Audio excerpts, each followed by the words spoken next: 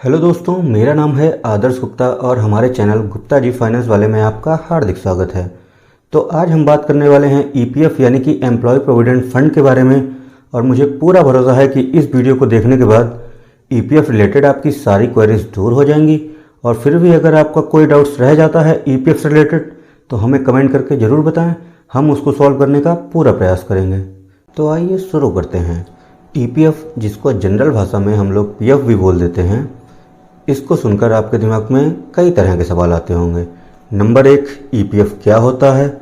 Number 2, EPF act कौन कौन सी कंपनियों में एप्लीकेबल होता है। नंबर 3, ईपीएफ डिडक्शन का पूरा गणित क्या होता है, अर्थात एम्प्लॉय यानी कि कर्मचारी की सैलरी से कितना पैसा ईपीएफ अकाउंट में जमा होता है और एम्प्लॉयर यानी कि कंपनी कर्मचारी के ईपीएफ अकाउंट में कितना पैसा जमा कराती है। नंबर 4, ईपीएफ अकाउंट के बेनिफिट्स क्या हैं। और नंबर 5 और हम सबका फेवरेट कि ईपीएफ अकाउंट में जमा पैसा कब और कैसे विड्रॉ यानी कि निकाला जा सकता है। तो आइए एक एक करके आपके सारे सवालों के जवाब देने की कोशिश करते हैं।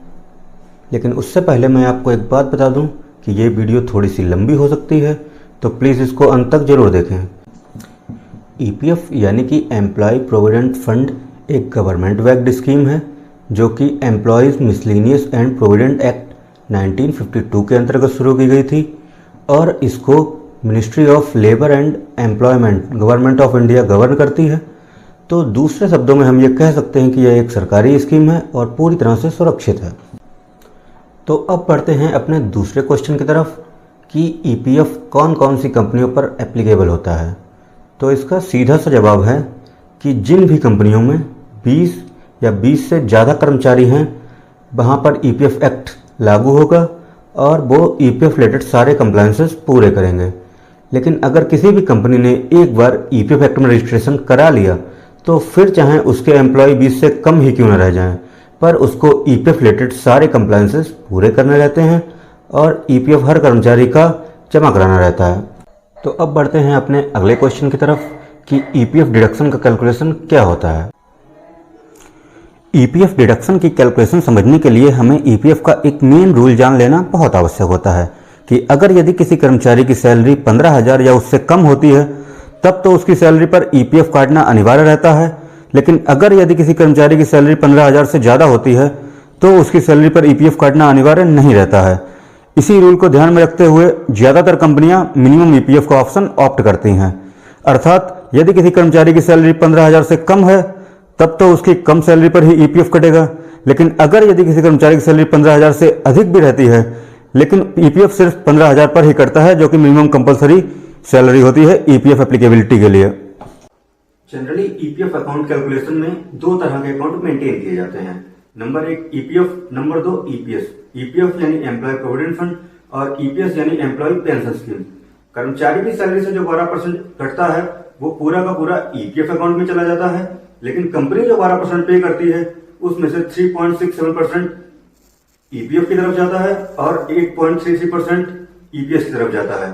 साथ ही कंपनी 1% और एक्स्ट्रा पे करती है जिसमें से 0.5% ईडीएलआई यानी एम्प्लॉय डिपॉजिट लिंक्ड इंश्योरेंस तथा 0.5% ईपीएफ एडमिनिस्ट्रेशन चार्जेस की तरफ भी जाता है। इस कैलकुलेशन को एक एग्जांपल से हम आगे समझेंगे।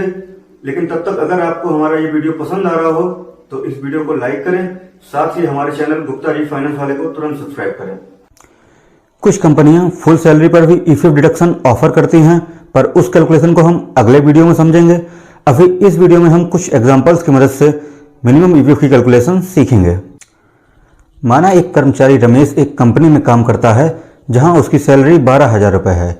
यहां पर salary basic plus DA consider की जाती है, तो उसका ईपीएफ डिडक्शन कुछ इस प्रकार होगा।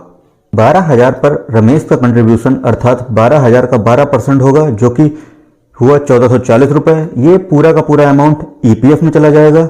अब कंपनी जो 12% पे करेगी उसका 3.67% यानी कि 440.4 रुपये, राउंडिंग ऑफ 440 रुपये, ये ईपीएफ अकाउंट में चले जाएंगे।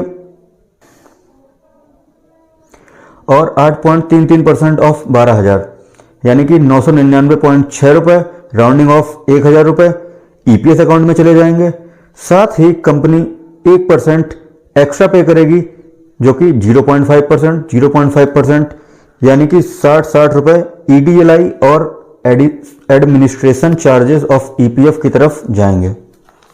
अब मान लेते हैं एक दूसरा कर्मचारी है सुरेश, जो कि किसी कंपनी में काम करता है और उसकी सैलरी 15,000 से अधिक है, मान लिया 30,000 रुपये है, तो उसका ईपीएफ डिडक्शन की कैलकुलेशन कुछ इस प्रकार से होगी। सुरेश की सैलरी से जो 12% डिडक्ट होगा, अर्थात 12% ऑफ 15,000 जो कि हुआ 1,800 रुपये, ये पूरा का पूरा ईपीएफ अकाउंट में जाएगा।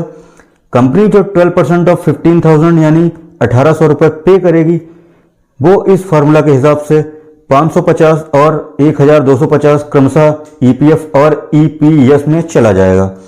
साथ ही 15,000 का 0.5% बोथ यानी कि 75 रुपये ईडीएलआई और एडमिनिस्ट्रेशन चार्जेस ऑफ ईपीएफ की तरफ जाएगा, जो कंपनी एक्स्ट्रा पे करेगी।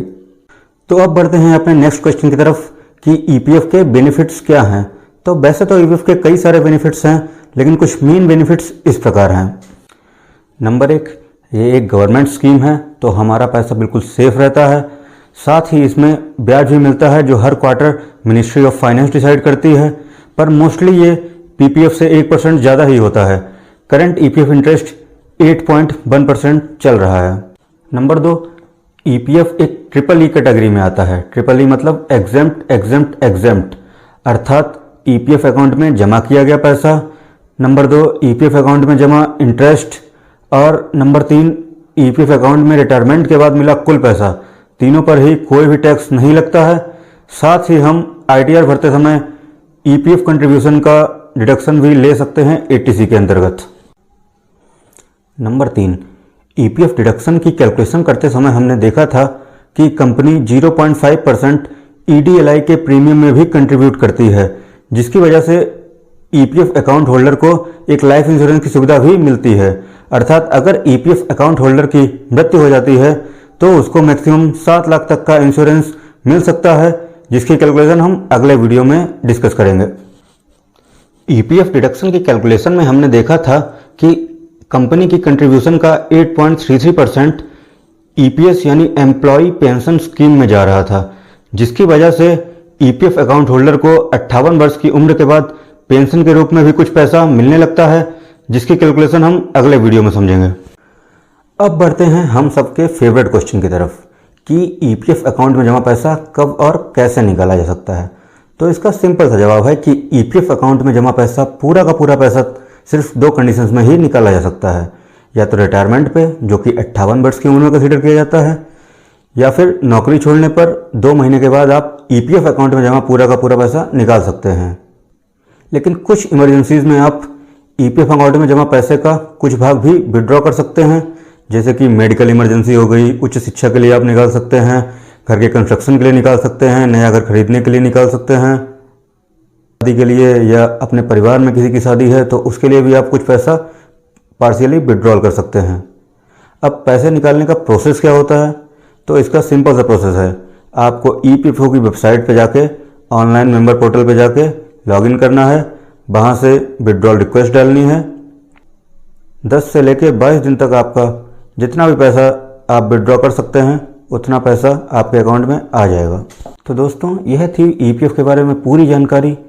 अगर आपको ये वीडियो पसंद आई हो तो हमारी वीडियो को लाइक करें, हमारे चैनल गुप्ता जी फाइनेंस वाले को सब्सक्राइब जरूर करें। साथ ही अगर आपकी कोई कंसर्न रह गए हो ईपीएफ से रिलेटेड तो हमें कमेंट करके ज़रूर बताएं, हम उनको सॉल्व करने का पूरा प्रयास करेंगे।